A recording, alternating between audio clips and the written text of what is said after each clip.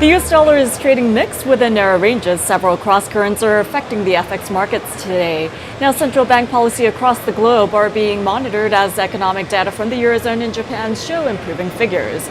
Meanwhile, the British pound is nearly flat on this session after trying to track higher. Gains have been limited by concerns over Prime Minister Theresa May's meeting with EU leaders and a European summit in Brussels. Meanwhile, in U.S. economic data, weekly jobless claims rose by 3,000 to 241,000, while the four-week jobless claims average climbed by 1,500. Today, Federal Reserve Jerome Powell will be testifying before the Senate Banking Committee. But at the same time, the Canadian dollar is in the spotlight now. That currency struggled to recover from its losses yesterday. The oil co-related loonie came under pressure from yet another drop in crude prices.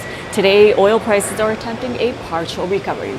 Now in New York morning trade, euro dollar is flat at 1 in 11.63. The pound against the U.S. currency is off 0.1% at 1 in 26.60, while dollar yen is off just 0.1% at 111.24. The dollar against the Canadian currency is supported by a rising trend line. The RSI also shows upside momentum. Trading center analysts prefer long positions above the support at 1 in 32.95 with targets at 1 in 33.45 and 1 in 33.80 in extension.